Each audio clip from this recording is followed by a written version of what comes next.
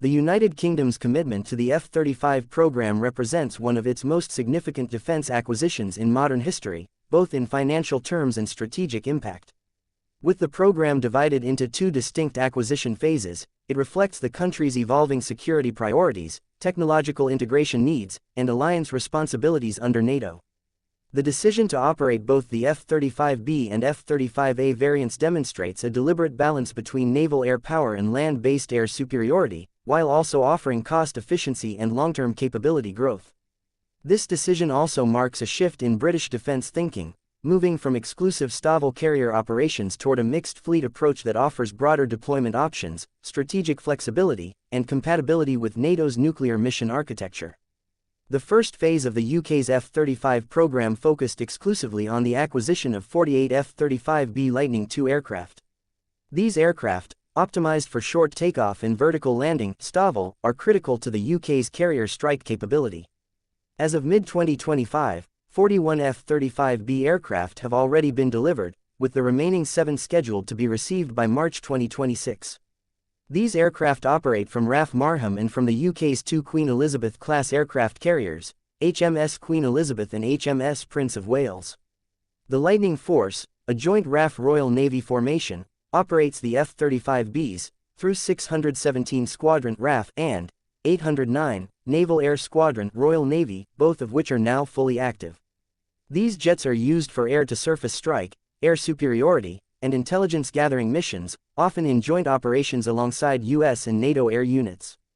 The UK government has confirmed that this initial phase will achieve full operating capability (FOC) by December 2025, including full integration of the aircraft aboard the Royal Navy's carriers and their supporting logistics chain. Phase 2 of the program, confirmed in 2025, involves the acquisition of 27 additional aircraft by 2033. This next batch includes 15 more F-35Bs, and, for the first time, 12 F-35As, the conventional takeoff and landing variant used by the US Air Force and several other NATO allies. This is a major development in the UK's defense strategy. Until now, the UK had committed only to the STOVL variant to maximize carrier strike operations.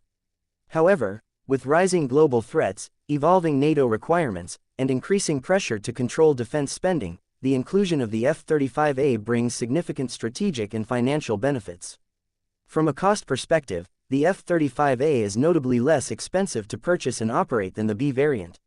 Unit procurement costs for the F-35A are approximately 20% lower, and its maintenance profile is less complex, reducing operational costs by an estimated 8 to 10%.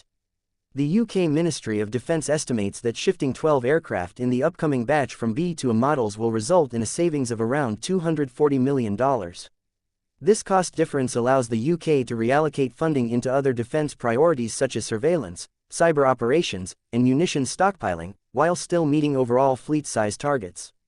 Strategically, the F-35A adds a critical capability absent in the B model: its ability to be nuclear certified for the carriage of B-61-12 gravity bombs. These nuclear-capable aircraft will give the UK a renewed airborne tactical nuclear delivery option under NATO nuclear burden-sharing arrangements. While the UK's independent nuclear deterrent remains submarine-based via the Trident program, the inclusion of F-35As enhances the UK's flexibility in alliance-based deterrence missions. It also deepens interoperability with the US and NATO states that currently host dual-capable aircraft. The F-35As will be based at RAF Marham alongside the F-35Bs. Pilot training for both variants will be conducted by 207 Squadron, the Operational Conversion Unit. Introduction of the A variant will improve pilot training throughput due to its simpler operational demands. It is expected that the first of the 12 F-35As will arrive by the late 2020s, allowing sufficient time to integrate them into RAF infrastructure and operational planning. However, one of the technical challenges associated with the F-35A is the need for boom-style air-to-air refueling. The UK's Voyager tankers currently use the hose and drogue system, compatible with F-35Bs, but not F-35As. This creates a gap in sovereign tanker support, requiring the UK to rely on allied assets, particularly from the US Air Force, for long-range deployments involving the F-35A fleet. While this does not compromise the fleet's overall effectiveness, it introduces a planning dependency that will need to be addressed either through allied coordination or future tanker upgrades. The UK government has reiterated its long-standing goal of procuring a total of 138 F-35 aircraft. However, only 48 F-35Bs, and 27 additional aircraft are currently confirmed and funded. The decision to introduce the F-35A within this 75 aircraft limit does not change the total commitment, but it signals a more diversified operational doctrine. Further procurement decisions will be based on evolving threat assessments, technology integration timelines, and the status of the UK's future combat air system, including the Global Combat Air Programme (GCAP), which aims to deliver a sixth-generation fighter by the mid-2030s.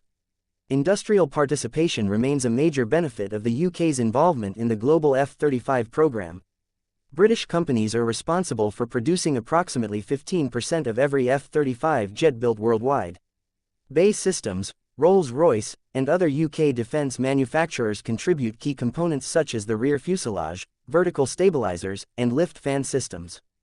This not only supports thousands of domestic jobs but also secures long-term industrial relevance in fifth-generation and future air combat systems.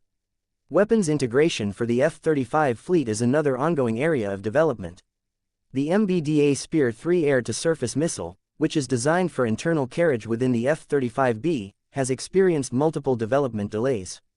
Originally intended for service by 2025, its timeline has now slipped into the early 2030s. This affects the UK's ability to conduct long-range precision strikes from stealth configuration. Until Spear-3 is available, the F-35Bs continue to rely on Paveway-4 precision-guided bombs and AMRAAM missiles for combat operations. The F-35A will also be equipped with US-supplied munitions, including the Joint Direct Attack Munition (JDAM) and, once certified, B-61, 12 bombs for nuclear deterrence. As the UK moves toward full integration of both F-35 variants, its airpower strategy will benefit from greater mission diversity, enhanced strike range, stealth survivability, and NATO-aligned deterrence capability. Carrier-based F-35Bs will maintain the UK's maritime strike and expeditionary reach, while land-based F-35As will expand nuclear deterrence options and provide cost-effective air dominance. Together, these platforms will ensure the UK remains one of the most capable and flexible air forces in Europe and a leading partner in the global fifth-generation fighter community.